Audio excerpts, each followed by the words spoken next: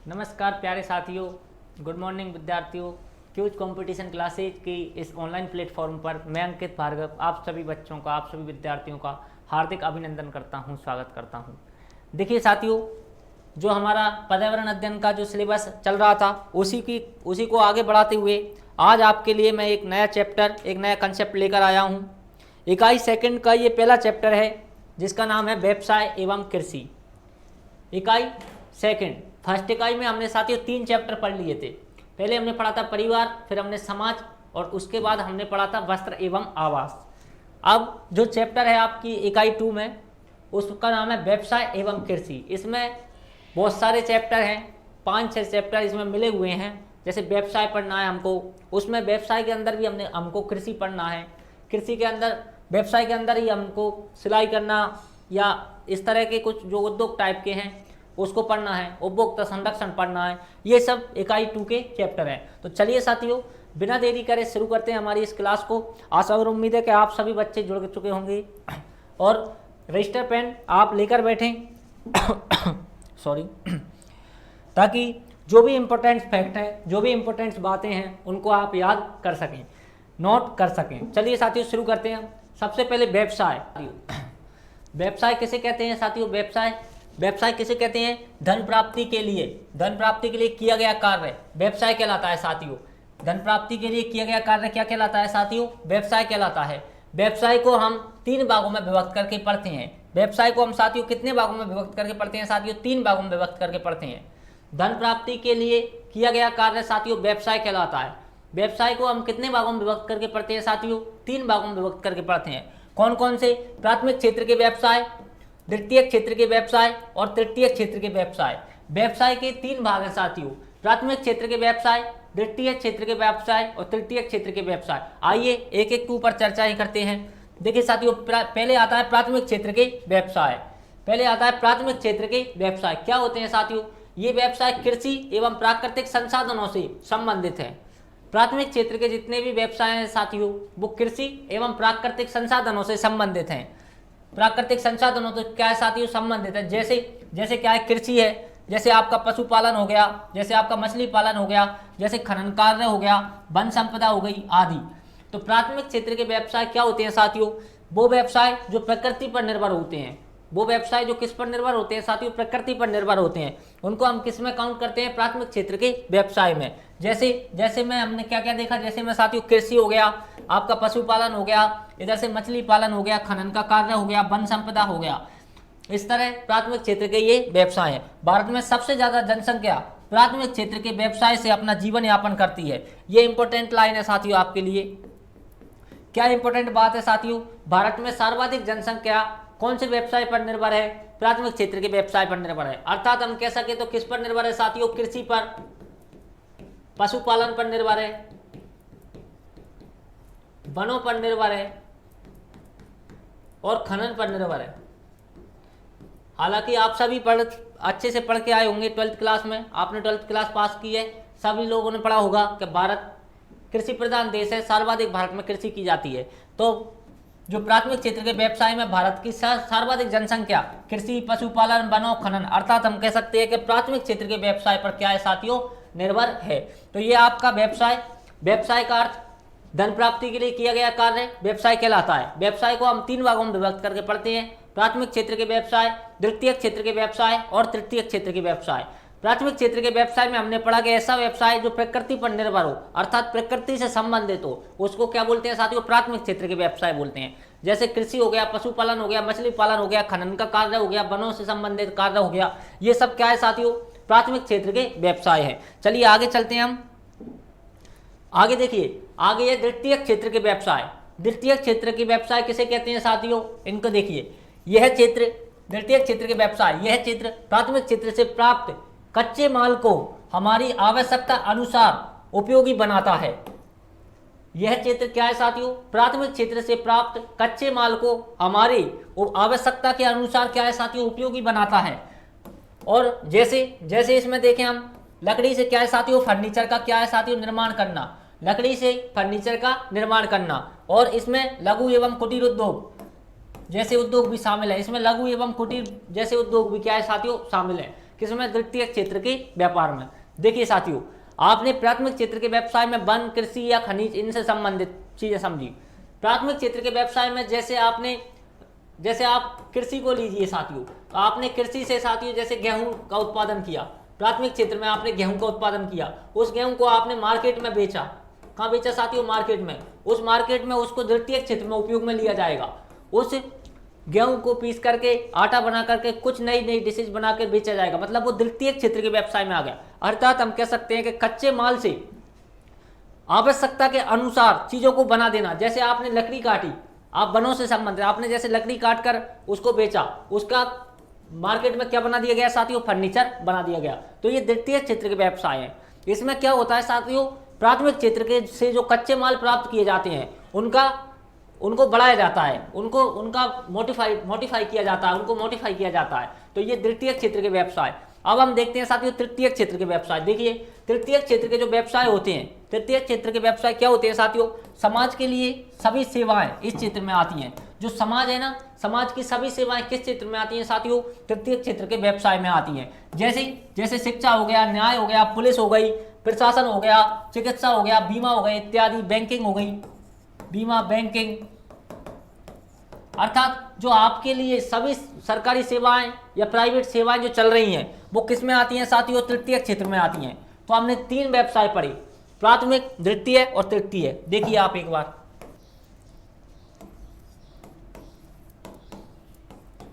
प्राथमिक व्यवसाय कौन से हैं साथियों? देखिए प्राथमिक व्यवसाय कृषि पर आधारित होते हैं। प्राथमिक व्यवसाय किस पर आधारित होते हैं साथियों? कृषि पर आधारित होते हैं, या फिर हम कहें प्रकृति पर आधारित होते हैं साथियों। किस पर आधारित होते हैं? प्रकृति पर आधारित होते हैं। प्राथमिक व्यवसाय किस पर आधारित होते हैं? कृषि और प्राकृतिक पर। जैसे पशुपालन, जैसे मछली पालन, जैसे खनन, जैसे वन, ये सब क्या है साथियों? प्राथमिक क्षेत्र के क्या है साथियों? व्यवसाय है। ये सब क्या है? प्राथमिक क्षेत्र के व्यवसाय है। द्वितीय क्षेत्र के आप व्यवसाय देखिए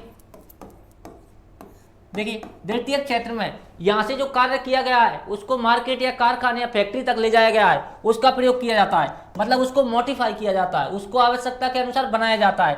जैसे इसमें क्या देखें हम? लकड़ी से फर्नीचर, जैसे लकड़ी से साथियों क्या बनाना? फर्नीचर बनाना। और आप इसमें देख सकते हो जैसे लकड़ी से कागज का निर्माण, लकड़ी से किसका निर्माण साथियों? कागज का निर्माण। तो ये द्वितीय क्षेत्र के व्यवसाय है। अर्थात किसी विषय वस्तु को या कच्चे माल को उपलब्ध उसको क्या है सर साथियों? आवश्यकता के अनुसार ढाल रहे हैं। किसी भी जो विषय वस्तु है उसको हम किसके अनुसार ढाल रहे हैं साथियों? आवश्यकता के अनुसार ढाल रहे हैं। आगे देखिए तृतीय क्षेत्र के, इसमें सभी सेवाएं आती है। तृतीय क्षेत्र में क्या है साथियों? सभी सेवाएं आती है। जैसे आपका बैंकिंग हो गया, जैसे आपका स्वास्थ्य विभाग हो गया, जैसे आपकी पुलिस प्रशासन हो गया,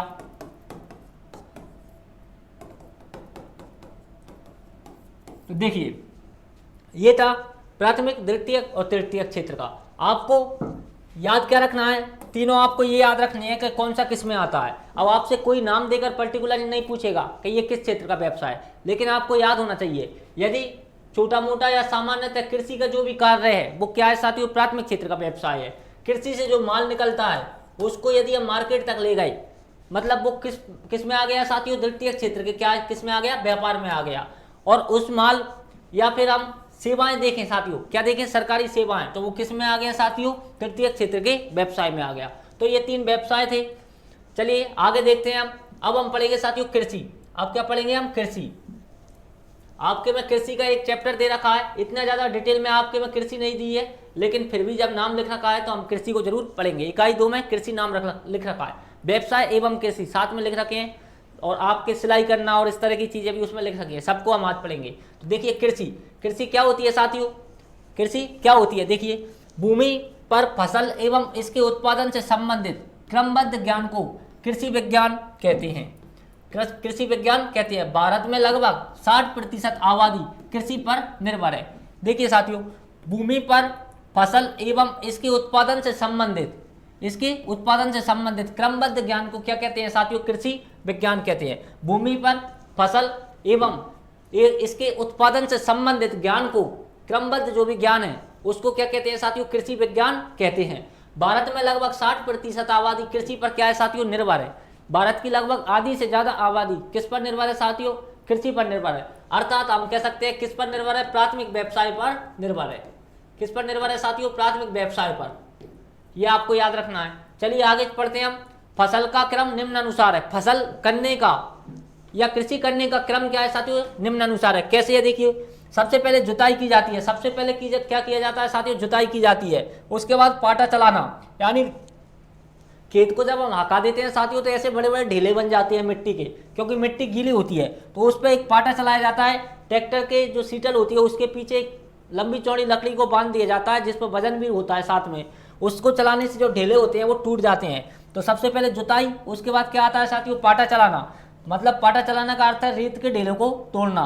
उसके बाद किया जाता है साथियों बुवाई। क्या की जाती है साथियों, उसके बाद बुवाई की जाती है। फिर उसमें क्या दिया जाता है साथियों, खाद दिया जाता है। उसके बाद उसकी सिंचाई की जाती है। खाद देने के बाद क्या किया जाता है साथियों, सिंचाई की जाती है। सिंचाई के बाद निराई व गुड़ाई की जाती है। मतलब अनावश्यक रूप से जो फसल उगती है, जैसे अनावश्यक खरपतवार जिसको हम बोलते हैं, जो अनावश्यक रूप से उग जाती है, हम जिसको नहीं चाह रहे थे वो उग जाती है, तो उसके लिए हम क्या कराते हैं साथियों, निराई व गुड़ाई कराते हैं। फिर हम क्या कराते हैं साथियों, दवाई। कीट मीट लग जाते हैं फसल में, कीड़ाओं से परेशान रहते हैं, तो हम क्या कराते हैं उसमें साथियों, दवाई कराते हैं। उसके बाद उसकी हम क्या कराते हैं साथियों, कटाई कराते हैं। कटाई कराने के बाद भंडारण किया जाता है, मतलब उसको निकालकर संरक्षित रखा जाता है। तो ये फसल का क्रम है। फसल का क्रम क्या है साथियों, फसल का क्रम सबसे पहले जुताई की जाती है। उसके बाद पाटा चलाना, पाटा चलाने के बाद बुवाई की जाती है। बुवाई के बाद खाद, खाद के बाद सिंचाई करना, सिंचाई के बाद निराई व गुड़ाई करना, दवाई छिड़काना, कटाई, भंडारण करना। ये फसल का एक क्रम है। ये क्या है साथियों, फसल का एक क्रम। चलिए आगे चलते हैं हम। चलिए साथियों आगे देखिए आप, आगे हम पढ़ते हैं उद्देश्य के आधार पर कृषि का क्या है साथियों, वर्गीकरण पढ़ते हैं। उद्देश्य के आधार पर कृषि कितने प्रकार की होती है, देखिए साथियों। देखिए पहली कृषि है जीवन निर्वाह कृषि। नाम से ही पता चल रहा है, जीवन निर्वाह कृषि। ऐसी कृषि जिसका काम सिर्फ जीवन यापन करना है, जिससे इतनी पूर्ति हो पाती है कि सिर्फ हम क्या कर सके साथियों, जीवन निर्वाह कर सके। तो पहली आती है आपकी जीवन निर्वाह कृषि। उद्देश्य के आधार पर क्या उद्देश्य है, इसका उद्देश्य है कि सिर्फ जीवन यापन करना।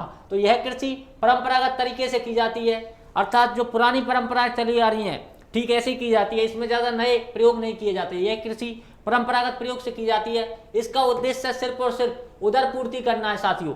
क्या पूर्ति करना है साथियों, मतलब पेट भरना है साथियों। इसका उद्देश्य क्या है साथियों, सिर्फ उदर पूर्ति करना है। तो जीवन निर्वाह कृषि, यह कृषि परंपरागत तरीके से की जाती है और इसका उद्देश्य सिर्फ और सिर्फ उदर पूर्ति करना है। तो ये कौन सी कृषि कहलाती है, जीवन निर्वाह कृषि कहलाती है। आगे बात करें हम, दूसरी कृषि है साथियों यांत्रिक कृषि। क्या नाम है साथियों, यांत्रिक कृषि। यह कृषि विस्तृत क्षेत्र में होती है।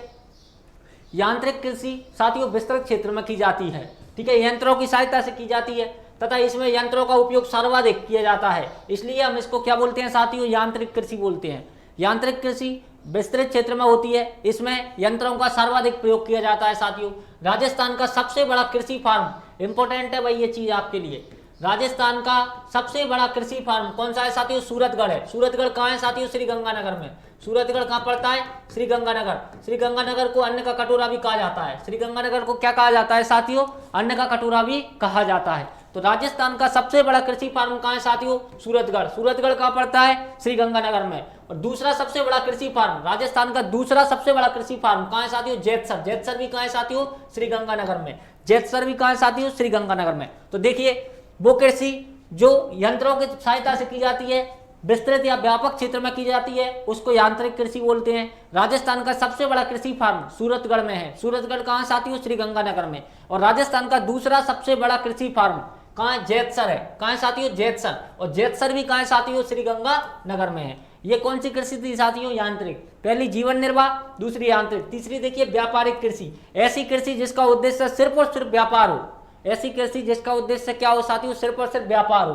अर्थात देखिए इसका मुख्य उद्देश्य नकदी कमाना है, सिर्फ व्यापार करना है। अर्थात इसका मुख्य उद्देश्य क्या है साथियों, सिर्फ नकदी कमाना है। इसकी मुख्य फसल गन्ना, तंबाकू और कपास होती है। इसकी मुख्य फसल क्या है साथियों, गन्ना, तंबाकू और क्या है साथियों, कपास है। कौन सी कृषि की, व्यापारिक कृषि की। तो हमने 3 कृषियां पढ़ी। जीवन निर्वाह, जीवन यापन करने के लिए, उदर पूर्ति करने के लिए जो कृषि की जाती है, जीवन निर्वाह कृषि कहलाती है। यांत्रिक कृषि, इस कृषि में सर्वाधिक यंत्रों का प्रयोग किया जाता है, विस्तृत क्षेत्र में की जाती है। और इसका सबसे बड़ा फार्म कहाँ है? सूरतगढ़ में है। दूसरा सबसे बड़ा फार्म कहाँ है? जैतसर में है। सूरतगढ़ और जैतसर दोनों ही श्रीगंगानगर में है। व्यापारिक कृषि, इसका जो मुख्य उद्देश्य है वह नकदी कमाना है एवं इसकी जो फसल है वो गन्ना है, तंबाकू है और क्या है साथियों? कपास है। अब देखिए साथियों मिश्रित कृषि। मिश्रित कृषि ऐसी कृषि जिसमें कृषि के साथ कोई अन्य कार्य भी किया जाए कृषि से संबंधित, उसको क्या बोलते हैं साथियों? मिश्रित कृषि। देखिए मिश्रित कृषि, कृषि एवं पशुपालन का कार्य एक साथ किया जाए तो मिश्रित कृषि कहलाती है। मिश्रित कृषि, कृषि एवं पशुपालन का कार्य साथियों एक साथ किया जाए तो वो क्या कहलाती है साथियों? मिश्रित कृषि कहलाती है। अगली आती है स्थानांतरित या झूमिंग कृषि। अगली कौन सी कृषि है? स्थानांतरित या झूमिंग कृषि। स्थानांतरित या झूमिंग कृषि। देखिए स्थानांतरित या झूमिंग कृषि, इसे झूमिंग कृषि भी कहा जाता है। स्थानांतरित कृषि को क्या कहा जाता है साथियों? झूमिंग कृषि भी कहा जाता है। आदिवासी या जनजाति के लोगों के द्वारा यह कृषि की जाती है। स्थानांतरित कृषि या झूमिंग कृषि, इसे क्या कहा जाता है साथियों? झूमिंग कृषि भी कहा जाता है। स्थानांतरित कृषि को क्या कहा जाता है? झूमिंग कृषि भी कहा जाता है। आदिवासी एवं जनजातियों के लोगों के द्वारा यह कृषि साथियों की जाती है। राजस्थान के आदिवासी क्षेत्र डूंगरपुर हो गया, बांसवाड़ा हो गया, उदयपुर हो गया, इन क्षेत्रों में यह कृषि की जाती है।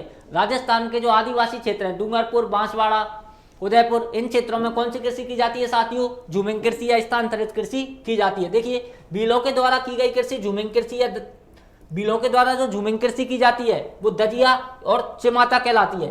देखिए साथियों इसको मैं आपको यहां समझाऊं।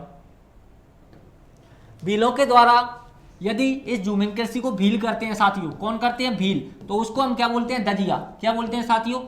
झूमिंग कृषि को यदि भीलों के द्वारा किया जाए तो दजिया बोलते हैं। और क्या बोलते हैं साथियों? चिमाता। दजिया और चिमाता। यदि झूमिंग कृषि को भील करते हैं तो इनके इस कृषि को क्या नाम दिया जाता है साथियों? दजिया व चिमाता। इस कृषि को क्या कहा जाता है? दजिया व चिमाता। और यदि इसी कृषि को झूमिंग कृषि या स्थानांतरित कृषि को सहरिया करते हैं, कौन करते हैं साथियों? सहरिया करते हैं, तो इस कृषि का नाम बदलकर क्या कहा जाता है? इसको बालरा। क्या कहा जाता है साथियों? बालरा। बाजरा नहीं साथियों, बालरा। देखिए स्थानांतरित जो कृषि है, झूमिंग जो कृषि है, उसको यदि भील जनजाति के द्वारा किया जाता है तो उसको क्या कहा जाता है साथियों? दजिया एवं चिमाता कहा जाता है। और सहरिया जनजाति के द्वारा स्थानांतरित या झूमिंग कृषि की जाती है तो उसको क्या कहा जाता है साथियों? बालरा। उसको क्या कहा जाता है साथियों? बालरा कहा जाता है। तो बस यही बात हम पढ़ रहे हैं। अभी हमने 5 प्रकार की कृषियां पढ़ी हैं। कितनी प्रकार की पढ़ी हैं? 5 प्रकार की। एक प्रकार की और है इसमें जीवन निर्वाह कृषि। इसका उद्देश्य सिर्फ जीवन यापन करना है।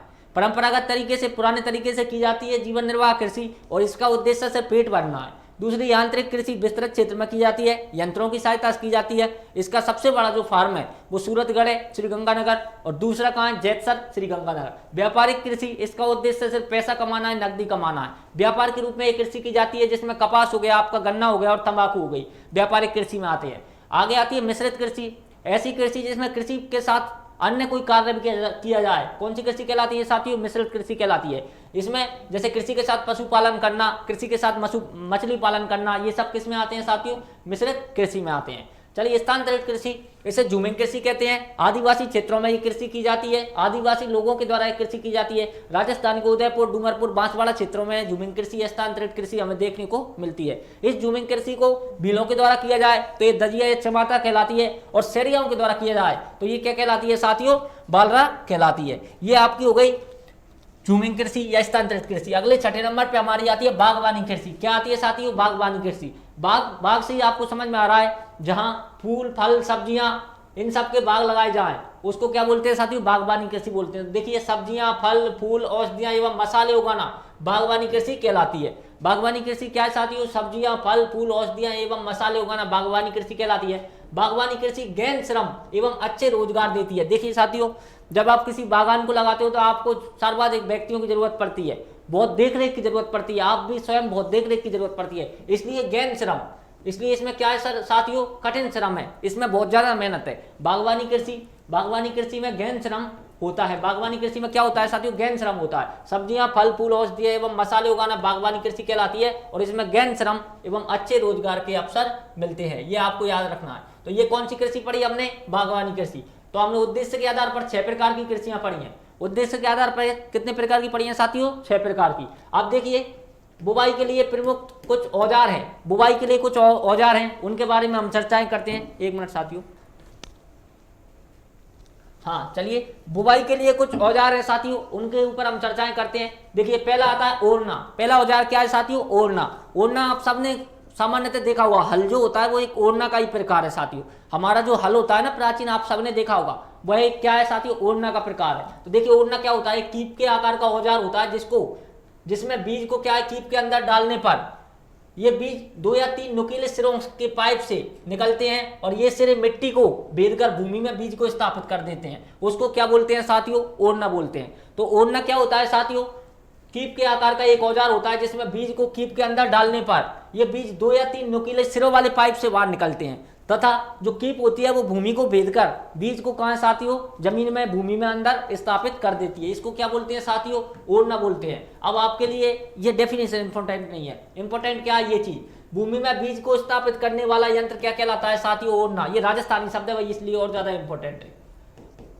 भूमि में बीज को स्थापित करने वाला शब्द क्या कहलाता है साथियों? ओरना कहलाता है। भूमि में बीज को स्थापित करने वाला शब्द क्या कहलाता है साथियों? ओरना कहलाता है। हम पढ़ रहे हैं बुवाई के लिए जो औजार प्रयुक्त में ली जाते हैं, उन औजारों को पढ़ रहे हैं। पहला हमने पढ़ा ओरना। ओरना क्या है? भूमि में बीज को स्थापित करने वाला यंत्र क्या कहलाता है साथियों? ओरना कहलाता है। आगे चलते हैं हम। देखिए आगे आता है सीड-ड्रिल। जो आप ट्रैक्टर देखते हो उसके पीछे जो जुड़ा रहता है, जिसमें कई सारे ओरना टाइप के ही होते हैं, कई सारे वो होते हैं ओरना टाइप के, तो उसको हम क्या बोलते हैं साथियों? उसको हम क्या बोलते हैं? सीड-ड्रिल। उसको क्या बोलते हैं साथियों? सीड-ड्रिल बोलते हैं। देखिए इसकी डेफिनेशन है, इसे ट्रैक्टर से संचालित करते हैं। सीड-ड्रिल को किससे संचालित करते हैं साथियों?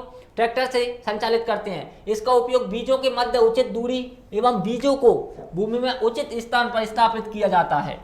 सीड-ड्रिल से बीजों के मध्य उचित दूरी होती है और बीजों को उचित भूमि में उचित स्थान पर, एक ही स्थान पर, जैसे सही एक ही पंक्ति में स्थापित किया जाता है। उसको क्या बोलते हैं साथियों? सीड-ड्रिल बोलते हैं। उसको क्या बोलते हैं? सीड-ड्रिल। लेकिन आपके लिए ओरना वेरी वेरी इंपॉर्टेंट है।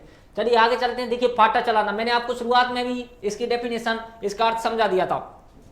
बुवाई के बाद मिट्टी जब गीली होती है, जब हम हकाई कर देते हैं तो उसमें बुवाई कर देते हैं, मिट्टी क्या है साथियों? गीली होती है, उसके ढेले बन जाते हैं बड़े बड़े। उन ढेलों को तोड़ना जरूरी होता है, नहीं तो फसल अनावश्यक रूप से फसल भी ज्यादा उगेगी उसमें और फसल का सही विस्तृतीकरण नहीं हो पाएगा। तो क्या होता है उसमें, क्या करते हैं साथियों? हम पाटा चलाते हैं। इस सीड-ड्रिल के पीछे ही एक लंबी सी लकड़ी हम बांध देते हैं, जिस पर हम कई बार देखते हैं कि 3-4 आदमी जो है खड़े हो जाते हैं, 3-4 व्यक्ति इसको पकड़ के, और उसको पूरे खेत में घुमाया जाता है, जिससे क्या है पूरी मिट्टी समतल हो जाती है, बीज अच्छे से अंदर दब जाते हैं। उसको क्या बोलते हैं? पाटा चलाना। तो देखिए बुवाई के बाद पाटा चलाना जरूरी है, क्योंकि बीजों को मिट्टी में दबाना एवं मिट्टी के ढोलों को तोड़ना आवश्यक होता है। तो ये क्या है साथियों? पाटा चलाना कहलाता है। तो चलिए ये थे बुवाई के लिए कुछ यंत्र, और हमने उद्देश्य के आधार पर 6 प्रकार की कृषि जो है पढ़ ली है। आगे चलते हैं हम। आगे देखिए अन्य प्रकार की जो कृषियां हैं उनके बारे में पढ़ते हैं। पहले आते हैं रिले क्रॉपिंग। पहले क्या है साथियों? Relay cropping. ये अन्य प्रकार की कृषियां साथियों, इनका कोई उद्देश्य नहीं है, ये अन्य प्रकार की कृषियां। देखिए पहली आती है रिले क्रॉपिंग। रिले क्रॉपिंग क्या होती है साथियों? एक ही वर्ष में एक ही खेत में 4 फसलें उगाना क्या कहलाता है साथियों? रिले क्रॉपिंग कहलाता है। रिले क्रॉपिंग क्या होती है? एक ही वर्ष में एक ही खेत में 4 फसलें उगाना क्या कहलाता है साथियों? रिले क्रॉपिंग कहलाता है। एक मिनट। दूसरी आती है साथियों तर कृषि। दूसरी कौन सी है साथियों? तर कृषि। तर कृषि कहाँ होती है? तर कृषि उन क्षेत्रों में प्रचलित है, तर कृषि उन क्षेत्रों में प्रचलित है जहां वर्षा की मात्रा 200 सेमी से भी अधिक हो। तर कृषि उन क्षेत्रों में प्रचलित है जहां वर्षा की मात्रा क्या हो साथियों? 200 सेमी से भी क्या हो? अधिक हो। असम, मेघालय, नागालैंड, मणिपुर, अर्थात हम कह सकते हैं भारत के पूर्वी राज्यों में इस कृषि को किया जाता है। इस कृषि में जैसे चावल, जूट इत्यादि शामिल है। देखिए पहली है रिले क्रॉपिंग। रिले क्रॉपिंग क्या होती है साथियों? रिले क्रॉपिंग होती है एक वर्ष में एक ही खेत में 4 फसलों को उगाना, रिले क्रॉपिंग कहलाती है। ठीक है। तर कृषि क्या कहलाती है साथियों? तर कृषि यह कृषि उन क्षेत्रों में की जाती है जहां वर्षा की मात्रा 200 सेमी से अधिक हो, जैसे चावल हो गया, आपका जूट हो गया, इस कृषि में सम्मिलित है। और भारत के जो है पूर्वी राज्यों में जैसे असम हो गया, आपका मेघालय हो गया, नागालैंड हो गया, मणिपुर हो गया, इनमें ये कृषि देखने को मिलती है। आगे देखिए हम तीसरी होती है साथियों आर्द्र कृषि। तीसरी कौन सी होती है? आर्द्र कृषि। ये उन क्षेत्रों में की जाती है जहां वर्षा की मात्रा 100 सेमी से 200 सेमी के बीच रहती है।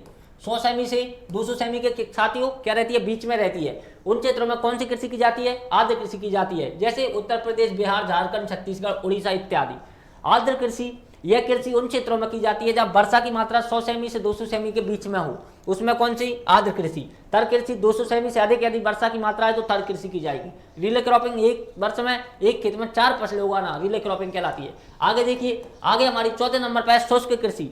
शुष्क नाम से ही पता चल रहा है जहां वर्षा की मात्रा 20 सेमी से भी कम हो उन क्षेत्रों में कौन सी कृषि की जाती है साथियों, शुष्क कृषि की जाती है। तो यह उन क्षेत्रों में की जाती है जहां वर्षा की मात्रा, एक मिनट, ये रही शुष्क कृषि, यह उन क्षेत्रों में की जाती है जहां वर्षा की मात्रा 20 इंच हो अथवा इससे कम भी हो। वर्षा की मात्रा 20 इंच से भी क्या हो साथियों, कम हो, वहां कौन सी कृषि की जाती है साथियों, शुष्क कृषि की जाती है। जैसे हमारा पश्चिमी राजस्थान हो गया, जैसे हमारा क्या है साथियों, पश्चिमी राजस्थान में कौन सी कृषि की जाती है, शुष्क कृषि की जाती है। आगे देखिए सिंचित कृषि। सिंचित कृषि मतलब सिंचाई से संबंधित है। सिंचित कृषि का क्या है साथियों, सिंचाई से संबंधित है। ये उन क्षेत्रों में की जाती है जहां वर्षा की मात्रा 50 सेमी से 100 सेमी के बीच में है। सिंचित कृषि उन क्षेत्रों में की जाती है जहां वर्षा की मात्रा क्या है साथियों, 50 सेमी से 100 सेमी के बीच में होती है। ठीक है, जैसे पंजाब हो गया आपका, हरियाणा हो गया इत्यादि में ये कृषि की जाती है। और इस कृषि की मुख्य जो फसल है वो क्या है साथियों, गन्ना एवं गेहूं है। इस कृषि की मुख्य फसल क्या है साथियों, गन्ना एवं गेहूं है। तो हमने कितने प्रकार की कृषियां पढ़ी हैं अभी तक, हमने 5 प्रकार की इसमें जो है कृषियां पढ़ी हैं। अन्य प्रकार की कृषि में भी हमने 5 प्रकार की कृषियां पढ़ी हैं। पहली कृषि रिले क्रॉपिंग, एक वर्ष में एक ही खेत में 4 फसलें उगाना। दूसरी तर कृषि, जहां वर्षा की मात्रा 100 सेमी से अधिक हो वहां ये की जाती है, अर्थात हम पूर्वी राज्यों में कह सकते हैं। आर्द्र कृषि, जो जहां वर्षा की सेमी की मात्रा जो है 100 सेमी से 200 सेमी के मध्य हो वहां कौन सी की जाती है साथियों, आर्द्र कृषि की जाती है। जैसे आपका मध्य प्रदेश, उत्तर प्रदेश, छत्तीसगढ़ वाले इलाके में। और शुष्क कृषि, जहां वर्षा की मात्रा 20 इंच से भी कम हो वहां कौन सी कृषि की जाती है साथियों, शुष्क कृषि की जाती है। वहां कौन सी कृषि की जाती है साथियों, शुष्क कृषि की जाती है। जैसे आपका पश्चिमी राजस्थान हो गया, गुजरात का कुछ हिस्सा हो गया। सिंचित कृषि, ये उन क्षेत्रों में की जाती है साथियों जहां वर्षा की मात्रा जो है 50 से 100 सेमी के बीच में हो। जैसे आपका पंजाब हो गया, हरियाणा हो गया, और इसमें अन्य भी जिले आते हैं। चलिए, इसकी मुख्य फसल आपके गन्ना और गेहूं है, ये आपको याद रखना है। चलिए आगे चलते हैं अब हम आगे देखते हैं फसलों का वर्गीकरण जीवन चक्र के आधार पर। देखिए, जीवन चक्र के आधार पर फसलों को कितने भागों में डिवाइडेशन किया है। अभी हमने देखा उद्देश्य के आधार पर, फिर हमने देखा अन्य प्रकार से, और अब हम देख रहे हैं जीवन चक्र, अर्थात मतलब कोई सी फसल का कितना जीवन चक्र है उस आधार पर हम वर्गीकरण पढ़ते हैं। देखिए, जीवन चक्र के आधार पर फसलों का वर्गीकरण, पहला है एक वर्षीय फसलें। ऐसी फसलें जो एक वर्ष में, संपूर्ण एक वर्ष में अपना जीवन व्यतीत करती हैं, अर्थात एक वर्ष में एक बार ही होती हैं, उनका क्या है, एक वर्षीय जीवन चक्र है। जो अपना जीवन चक्र एक वर्ष में पूरा कर लेती हैं, जैसे आपका गेहूं हो गया, धान हो गया, मक्का हो गया, बाजरा हो गया, ज्वार हो गया इत्यादि एक वर्षीय फसलें हैं। तो ऐसी फसलें जो अपना जीवन चक्र एक वर्ष में पूरा कर लेती हैं क्या कहलाती हैं, वो एक वर्षीय फसलें कहलाती हैं। जैसे मक्का, ज्वार, बाजरा, गेहूं, धान इत्यादि। द्विवर्षीय फसलें, ऐसी फसलें जो अपना जीवन चक्र 2 वर्ष में पूर्ण करती हैं। ऐसी फसलें जो अपना जीवन चक्र कितने वर्ष में, 2 वर्ष में पूर्ण करती हैं। जैसे चुकंदर हो गया, जैसे क्या है साथियों, चुकंदर हो गया, ये भी क्या है साथियों, 2 वर्षीय फसलें होती हैं। एक होता है साथियों बहुवर्षीय फसलें, वे फसलें जो अपना जीवन चक्र 2 वर्षों से अधिक वर्ष में पूर्ण करती हूँ वो क्या कहलाती हैं साथियों, बहुवर्षीय फसलें कहलाती हैं। जैसे नेपियर घास हो गया, जैसे क्या है साथियों, नेपियर घास, इसमें हम गन्ने को भी सम्मिलित कर सकते हैं। भाई गन्ना जो है 3 साल तक हमको क्या दे सकता है साथियों, लाभ दे सकता है। एक वर्ष में भी उसका जीवन पूर्ण हो जाता है, लेकिन दोबारा से उगता है। एक बार बो दिया आपने गन्ना, एक वर्ष में आपने उसको पूरे को काट लिया, दोबारा से उगेगा, आपको बोने की जरूरत नहीं है। फिर दूसरी बार भी आपने पूरा काट लिया तो वो अगली बार भी उगेगा। तो इसमें हम गन्ने को भी ले सकते हैं। बहुवर्षीय फसलें वे फसलें जो अपना जीवन चक्र 2 वर्ष से अधिक समय में पूर्ण करती हैं। जैसे क्या है साथियों, नेपियर घास हो गया, ये आपको याद रखना है। तो ये जीवन चक्र के आधार पर 3 प्रकार थे। अब देखिए बुवाई के आधार पर जो है कृषि, बुवाई के आधार पर कृषि को मुख्य रूप से 3 भागों में बांट करके हम पढ़ते हैं साथियों। बुवाई के आधार पर कृषि को कितने भागों में बांटते हैं साथियों, 3 भागों में बांटते हैं। चलिए देखते हैं उनको। देखिए, खरीफ की फसल पहला आता है साथियों, खरीफ की फसल, दूसरा आता है आपका रबी की फसल, तीसरा आता है आपकी जायद की फसल। बुवाई के आधार पर कृषि को कितने भागों में बांटते हैं साथियों, 3 भागों में, खरीफ की फसल, रबी की फसल और क्या है साथियों, जायद की फसल। देखिए साथियों, सबसे पहले हम देखते हैं खरीफ की फसल। इसे स्थानीय भाषा में सियालू कहते हैं, वेरी वेरी इंपॉर्टेंट। खरीफ की फसल को क्या बोलते हैं साथियों, सियालू बोलते हैं। क्या बोलते हैं, सियालू, सियालू। तो इसे स्थानीय भाषा में क्या बोलते हैं साथियों, सियालू बोलते हैं। खरीफ की फसल को स्थानीय भाषा में सियालू कहते हैं। इसकी बुवाई जून से जुलाई के मध्य की जाती है। इसकी बुवाई साथियों कब होती है, जून से जुलाई के मध्य की जाती है, तथा पकने व काटने का जो समय है वो अक्टूबर नवंबर में है। पकने व काटने का समय जो है वो साथियों क्या है, अक्टूबर नवंबर में है। दिवाली के आसपास, अर्थात हम कब कह सकते हैं, दिवाली के आसपास इसको जो है काटा जाता है। ठीक है। इसकी जो प्रमुख फसलें होती हैं वो होती है साथियों चावल हो गया, आपका बाजरा हो गया, ज्वार हो गया, अरहर हो गया, मूंगफली हो गई, अरंडी हो गया, तिल हो गया, सोयाबीन हो गया, ग्वार, कपास, मक्का, रागी, गन्ना इत्यादि फसलें क्या है साथियों, खरीफ की फसलें हैं। तो ऐसी फसलें जिनको क्या कहा जाता है, खरीफ की फसल का एक तो आपको नाम याद रखना है, सियालू कहा जाता है। क्या कहा जाता है साथियों, सियालू कहा जाता है। और इसकी जो बुवाई होती है वो जून से जुलाई में होती है, जून और जुलाई के साथियों मध्य में होती है। और इसकी जो कटाई होती है वो अक्टूबर नवंबर में होती है, अर्थात दिवाली के आसपास। आपको सिर्फ इतना याद रखना है। इसकी मुख्य फसलें आपको याद रखना है, मक्का हो गया, रागी हो गया, गन्ना हो गया, सोयाबीन हो गया, ग्वार हो गया, बाजरा हो गया, ज्वार हो गया। ये सब किसकी फसलें हैं साथियों, ये सब है खरीफ की फसलें। आगे देखते हैं हम रबी की फसलें। देखिए साथियों रबी की फसलें, रबी की जो फसलें हैं इसे स्थानीय भाषा में उन्हें आलू बोलते हैं साथियों। खरीफ की फसलों को स्यालू और इसको बोलते हैं साथियों उन्हें आलू। इसको क्या बोलते हैं साथियों, उन्हें आलू बोलते हैं। ये आपको याद रखना है। तो रबी की फसलों को स्थानीय भाषा में उन्हें आलू बोलते हैं। इसकी बुवाई अक्टूबर और नवंबर में होती है साथियों। अब बुवाई होगी इसकी बुवाई कब होती है साथियों, अक्टूबर और नवंबर में होती है। और इसकी कटाई जो है होली के आसपास अर्थात मार्च अप्रैल में होती है। तो रबी की फसल की जो है कटाई होली के आसपास अर्थात कब होती है साथियों, मार्च अप्रैल में होती है। इसकी प्रमुख फसलें आपको याद रखना है, गेहूं हो गया, जौ, सरसों, तारा मीरा, अफीम, अलसी, जीरा, चना इत्यादि। गेहूं, चना, जौ, बस मोस्टली आप ये याद रखें, गेहूं, चना, जौ। तो रबी की फसलें गेहूं, चना, जौ। तो खरीफ की फसलें पढ़ी हमने और रबी की फसलें पढ़ी। अब हम पढ़ते हैं जायद की फसलें। आप क्या पढ़ते हैं साथियों, जायद की फसलें। देखिए जायद की फसलें, इनकी बुवाई मार्च अप्रैल, इनकी बुवाई साथियों मार्च अप्रैल में होती है। जायद की फसलों की बुवाई कब होती है साथियों, मार्च अप्रैल में होती है। एवं कटाई जून जुलाई में होती है। एवं कटाई कब होती है साथियों, जून जुलाई में होती है। इसमें मुख्य फसलें आपका तरबूज, खरबूजा, ककड़ी, सब्जियां इत्यादि। तो देखिए जायद की फसलें आप देखते हो, तरबूज गर्मियों में आता है, खरबूजा गर्मियों में आता है, ककड़ी वगैरह भी हम सलाद में गर्मियों में खाते हैं, और कुछ महत्वपूर्ण सब्जियां। तो ये हमने 3 वर्गीकरण पढ़ा फसलों का। फसलों का बुवाई के आधार पर ये हमने क्या पढ़ा साथियों, वर्गीकरण पढ़ा। पहले आपने देखा खरीफ की फसल, उसको क्या बोलते हैं, स्यालू बोलते हैं। खरीफ की फसल को क्या बोलते हैं साथियों, स्यालू बोलते हैं। फिर हमने पढ़ा रबी की फसल, इसको क्या बोलते हैं, उन्हें आलू बोलते हैं। और फिर हमने पढ़ा जायद की फसल। फिर हमने क्या पढ़ा साथियों, जायद की फसल। जायद की फसल में तरबूज, खरबूजा, ककड़ी, सब्जियां इत्यादि को सम्मिलित किया जाता है। अब देखिए साथियों, भारत के सबसे बड़े जो 3 उत्पादक राज्य हैं उनके बारे में हम पढ़ते हैं कि कौन सा राज्य क्या उत्पादन करता है। देखिए चावल में प्रथम स्थान पश्चिम बंगाल रखता है। ये मैंने बिल्कुल प्रथम स्थान, द्वितीय स्थान और तृतीय स्थान उसी आधार पर आपके लिए जमाए हैं। तो चावल जो है, चावल में आपसे पूछा जाए चावल का उत्पादन सर्वाधिक किस राज्य में होता है, तो पश्चिम बंगाल में। पश्चिम बंगाल के बाद किस राज्य में होता है, तो पंजाब में। और पंजाब के बाद किस में होता है, उत्तर प्रदेश में। तो ये 3 उसी क्रम में मैंने आपको जमाए हैं। चावल का 3 उत्पादक राज्य हैं, पश्चिम बंगाल, पंजाब और उत्तर प्रदेश। गेहूं सर्वाधिक उत्तर प्रदेश में होता है। गेहूं सर्वाधिक कहाँ होता है साथियों, यूपी में। उसके अलावा पंजाब में, और फिर क्या होता है साथियों, हरियाणा में। तो चावल सर्वाधिक कहाँ होता है, पश्चिम बंगाल में। गेहूं सर्वाधिक कहाँ होता है, यूपी में। और जौ कहाँ होती है सर्वाधिक, जो होता है यूपी में। जौ भी कहाँ उगता है सर्वाधिक साथियों, उत्तर प्रदेश में। उत्तर प्रदेश के बाद पंजाब और हरियाणा में। ये आपको याद रखना है, उत्तर प्रदेश के बाद पंजाब और हरियाणा में। तो गेहूं और जौ यूपी, पंजाब, हरियाणा दोनों में कॉमन है। आगे चलते हैं, मक्का सर्वाधिक एमपी में, आंध्र प्रदेश में और कर्नाटक में। मक्का कहाँ होती है साथियों, मक्का एमपी में, आंध्र प्रदेश में और कहाँ साथियों, कर्नाटक में। ज्वार सर्वाधिक महाराष्ट्र में। ज्वार सर्वाधिक कहाँ उगता है सर्वाधिक कहाँ उत्पन्न होता है साथियों, महाराष्ट्र में। ज्वार का उत्पादन सर्वाधिक कहाँ होता है साथियों, महाराष्ट्र में। ज्वार का उत्पादन कहाँ होता है, महाराष्ट्र में और कर्नाटक में और एमपी में, कर्नाटक और मध्य प्रदेश में। बाजरा में सर्वाधिक राजस्थान फर्स्ट नंबर पे आता है। बाजरा में फर्स्ट नंबर पे कौन आता है साथियों, राजस्थान। फर्स्ट नंबर पे कौन आता है साथियों, राजस्थान। बाजरा में प्रथम स्थान कौन रखता है साथियों, राजस्थान।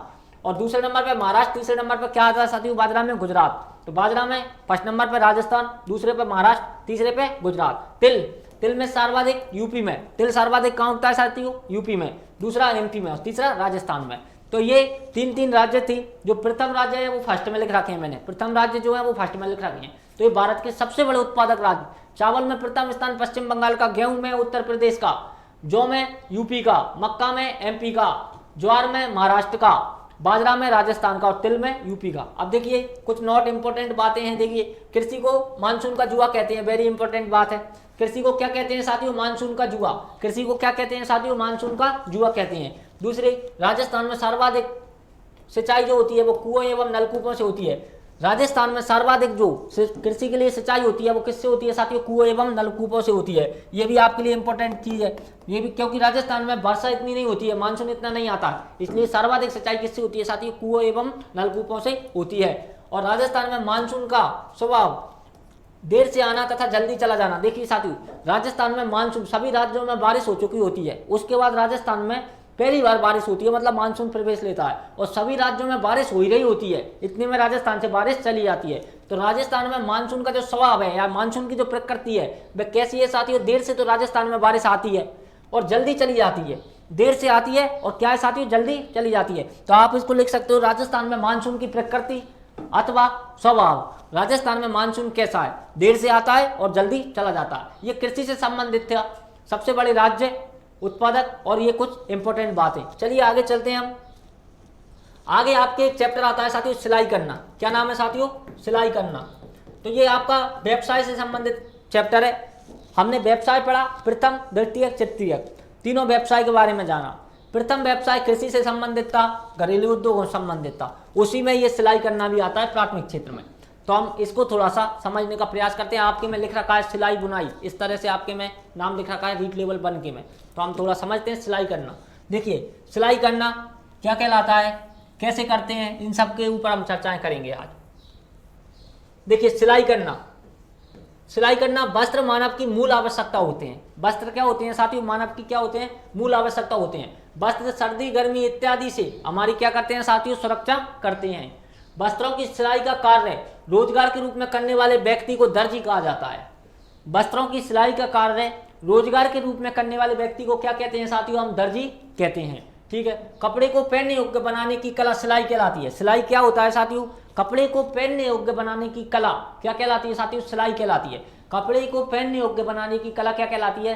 सिलाई कहलाती है। और जो वस्त्रों को सिलाई का कार्य व्यवसाय के रूप में करे उसे क्या कहते हैं साथियों? दर्जी कहते हैं। उसे क्या कहते हैं? दर्जी कहते हैं। कपड़े को पहनने योग्य बनाने की कला क्या कहलाती है साथियों? सिलाई कहलाती है। अब सिलाई के उत्तम सिलाई के लिए जो है चरण, उनके बारे में हम चर्चाएं करते हैं कि कितने चरण होते हैं उत्तम सिलाई के। देखिए उत्तम सिलाई के चरण के बारे में हम चर्चाएं करते हैं। पहला होता है माप लेना या नाप लेना। सबसे पहले सिलाई करने से पहले हमारे लिए क्या इंपॉर्टेंट है साथियों? क्या माप लें, एक सही पर्टिकुलर ढंग से माप लें, नाप लें। देखो परिधान को शरीर की फिटिंग के अनुसार बनाने की प्रक्रिया नाप लेना कहलाता है। किसी भी वस्त्र को, किसी भी परिधान को शरीर की फिटिंग के अनुसार बनाने की प्रक्रिया क्या कहलाता है साथियों? नाप लेना या माप लेना कहलाता है। ठीक है। नाप लेते समय निम्न बातों का हमको क्या है साथियों? ध्यान रखना चाहिए। तो परिधान को शरीर की फिटिंग के अनुसार डालने के लिए जो प्रक्रिया अपनाई जाती है उसको क्या बोलते हैं साथियों? नाप लेना बोलते हैं। और नाप लेने के लिए निम्न बातों को हमें ध्यान में रखना चाहिए। पहली बात है नाप का क्रमबद्ध तरीके से, नाप जो है क्रमबद्ध तरीके से लेना चाहिए। क्रमबद्ध तरीके से मतलब यदि आपने नीचे से नाप लेना प्रारंभ किया है तो पहले जैसे कलाइयों नीचे का उसका, उसके बाद आपके जांघों के हिस्से का, उसके बाद कमर के हिस्से का, उसके बाद चेस्ट का, उसके बाद कलाइयों का, तो इस तरह मतलब नाप जो है क्रमबद्ध तरीके से होना चाहिए। ऐसा नहीं है कि आपने पहले इसका लिया फिर नीचे का, उससे आप भूल जाओगे। तो इसलिए नाप क्या है साथियों? क्रमबद्ध तरीके से होना चाहिए। ठीक है। अगला चलते हैं हम। नाप जो है इंच टेप से लेना चाहिए। नाप किससे लेना चाहिए साथियों? इंच टेप के माध्यम से लेना चाहिए। अगला है जिस व्यक्ति का नाप लिया जा रहा हो वो सीधा खड़ा होना चाहिए। भाई वो टेढ़ा मेढ़ा खड़ा है, नाप उल्टा सीधा हो जाएगा। तो जिस व्यक्ति का नाप लिया जा रहा है वो सीधा खड़ा होना चाहिए, ये भी आपको याद रखना है। और नाप एक ही तरफ से लेना चाहिए। नाप क्या है साथियों? एक ही तरफ से लेना चाहिए। यदि आप नीचे से ले लो तो नीचे से ऊपर की तरफ लो, ऊपर से प्रारंभ किया है तो ऊपर से नीचे की तरफ लो। तो ये नाप लेने के लिए कुछ ध्यान रखने योग्य बातें थी। ये बातें आपके लिए इतनी इंपॉर्टेंट नहीं है, लेकिन आपके में सिलेबस में सिलाई दे रखा है, सिलाई करना, बुनाई करना, इस तरह के शब्द दे रखे हैं, तो इसलिए मैं आपको एक पढ़ा रहा हूँ ये चैप्टर। और वैसे भी आपको पढ़ना ही पड़ता है ये चैप्टर। चलिए आगे चलते हैं हम। अब देखिए आलेखन व ड्राफ्टिंग। पहला हमने क्या पढ़ा? सिलाई करने के लिए पहला हमने पढ़ा नाप लेना या माप लेना। दूसरा आलेखन या ड्राफ्टिंग। ये क्या कहलाता है साथियों? नाप के आधार पर इंच टेप या पेंसिल की सहायता से आकृति बनाना। आप देखते हैं जब आपका नाप लिया गया है तो किसी कागज पर या आपके ही कपड़े को वो भाई ऐसे फैलाकर और तुरंत ऐसे इंच टेप की सहायता से, कोई चौक से या किसी पेन से वो कपड़े पर कुछ लिख देता है, आकृति बना देता है कि यहाँ से ये कटेगा, ऐसे कटेगा। तो नाप लेने के बाद या नाप लेने के आधार पर इंच टेप या पेंसिल की सहायता से क्या करना साथियों? आकृति बनाना क्या कहलाता है साथियों? आलेखन या ड्राफ्टिंग करना कहलाता है। दूसरा देखिए कपड़े को तैयार करना। ये तैयार है, कपड़े को तैयार करना। कपड़े को तैयार कैसे किया जाता है? कपड़े को पानी में भिगोना चाहिए ताकि कपड़ा सिकुड़े ना। भिगोने के बाद उस पर इस्त्री या प्रेस करना चाहिए। तो कपड़े को तैयार करने का क्या है? कपड़े को पानी में भिगो कर रखना चाहिए और एवं कपड़े को काटने से पूर्व उसको पर प्रेस करनी चाहिए। ये तीसरा पॉइंट हो गया। चौथा पॉइंट, लेआउट या कटिंग करना। टेलर चौक से कपड़े पर लेआउट बनाते हैं। लेआउट मतलब वही ड्राफ्टिंग बनाते हैं। टेलर चौक से क्या है साथियों? ड्राफ्टिंग बनाते हैं, लेआउट बनाते हैं। और या फिर समतल जगह पर रखकर कपड़े की कटिंग करते हैं। यदि वो ड्राफ्टिंग नहीं बना पाते तो सीधा वो समतल जगह पर रखा और कपड़े की क्या है नाप कर कटिंग कर देते हैं। तो ये क्या है? लेआउट बनाना। आगे देखिए सिलाई। बाद में क्या होती है? इन सब के बाद, ये चरणों के बाद क्या होती है साथियों? सिलाई होती है। वस्त्र की कटिंग के बाद उसकी क्या की जाती है साथियों? सिलाई की जाती है। और सिलाई से संबंधित जो उपकरण है वो क्या उपकरण है साथियों? पहला हो गया आपका इंच टेप, टेलर चौक, स्केल, कटिंग बोर्ड, टेबल, कैंची, पेन, सिलाई मशीन, सुइयां, धागा, प्रेस इत्यादि। सिलाई से संबंधित चीजें क्या क्या है? इंच टेप, टेलर चौक, स्केल, कटिंग बोर्ड, टेबल, कैंची, पेन, सिलाई मशीन, सुइयां, धागा, प्रेस इत्यादि। तो देखिए साथियों, आज हमने क्या क्या पढ़ा? आज मैं आपको बता देता हूं क्या हमने क्या क्या पढ़ा। देखिए साथियों, आज हमने पढ़ा पहला व्यवसाय। व्यवसाय में व्यवसाय किसे कहते हैं? उसके प्रकार पढ़े। व्यवसाय में उसके प्रकार पढ़े। और उसके अलावा हमने क्या पढ़ा साथियों? व्यवसाय की परिभाषा पढ़ी। दूसरा हमने आज कृषि पढ़ा। क्या पढ़ा साथियों? कृषि पढ़ा। और तीसरा आज हमने सिलाई करना सीखा। क्या सीखा साथियों? सिलाई करना। ये आपकी इकाई 2 चल रही है। ये क्या चल रही है साथियों? आपकी इकाई 2। इकाई 2 चल रही है। इकाई फर्स्ट में हमने क्या क्या पढ़ लिया? इकाई फर्स्ट में हमने परिवार पढ़ा साथियों। क्या पढ़ा साथियों? परिवार। दूसरे नंबर पे हमने क्या पढ़ा साथियों? सामाजिक बुराइयां। तीसरे नंबर पे हमने क्या पढ़ा साथियों? वस्त्र एवं आवास। अब ये वस्त्र पढ़े, इनकी तो सिलाई करेंगे हम। तो कैसे बनाते हैं भाई? देखिए, मैंने आपको पहले ही बता दिया, लेवल 1 वाले बच्चों के लिए जो पर्यावरण अध्ययन है वो वेरी इजी है। बस आपको जोड़ करके पढ़ना है। आपको क्या है साथियों? जोड़ करके पढ़ना है। हमने सबसे पहले परिवार पढ़ा, परिवार से समाज पढ़ा, समाज के बाद सामाजिक बुराइयां पढ़ी कि भाई समाज में कोई बुराइयां भी होती होंगी। फिर हमने समाज क्या पहनता है वो पढ़ा, समाज कैसे रहता है वो पढ़ा। अब हमको क्या पढ़ाया उसने? क्या भाई वो वस्त्र पहन रहा है, उसको कैसे सिलाई की जाती है ये पढ़ो। वो जो आवास में रह रहा है वो कैसे व्यतीत कर रहा है, मतलब आप व्यवसाय वो क्या करता है ये सीखो। वो कृषि अगर कर रहा है तो वो कैसे करता है ये सीखो। अब देखिए, अब यदि इन सबको करने के बाद एक अब आपके इसी में चैप्टर आता है उपभोक्ता संरक्षण। क्या आता है? उपभोक्ता संरक्षण। एक और चैप्टर आपके आता है उद्योग। क्या क्या उद्योग करता है। तो इन 2 चैप्टरों को और हम पढ़ेंगे तो ये आपकी इकाई सेकंड भी क्या है? कंप्लीट हो जाएगी। इसमें सहकारी समितियां भी आती हैं भाई। ये मत देख, आपने किसी ने सिलेबस देखा होगा, ये सोच रहे होंगे सर सहकारी समितियां भी आती हैं वही उपभोक्ता संरक्षण में, उनको मैं आपको ले लूंगा सहकारी समितियों। तो ये आपका अभी तक हमने क्या क्या पढ़ा? व्यवसाय पढ़ लिया, कृषि पढ़ लिया, सिलाई पढ़ लिया, परिवार पढ़ लिया, सामाजिक बुराइयां पढ़ लिया और वस्त्र एवं आवास जो है पढ़ लिया। अब हम क्या पढ़ने वाले हैं? अब हम या तो उपभोक्ता संरक्षण या फिर उद्योगों में से कोई से आप चैप्टर पढ़ने वाले हैं। तो कल आपके लिए मिलता हूं, कल किसी और नई वीडियो के साथ, नए कंसेप्ट के साथ। यदि आपको ये जानकारी पसंद आ रही है, जानकारी अच्छी लग रही है तो इस वीडियो को लाइक करें, शेयर करें और अपने दोस्तों तक पहुंचाएं। साथ में आप चैनल को सब्सक्राइब भी करें। यदि आप हमारे ऑफिशियल व्हाट्सएप ग्रुप से जुड़ना चाहते हैं तो आप 8290070692 पर SMS करके हमें व्हाट्सएप पर हाई लिख के भेज सकते हैं। साथ में क्यूज कंपटीशन क्लासेस की टीम से जुड़ने के लिए आप सभी का धन्यवाद, आभार, अभिनंदन साथियों। और मिलता हूं कल किसी नई क्लास के साथ, किसी नए कंसेप्ट के साथ। जब तक के लिए जय हिंद, जय भारत और साथियों राम राम।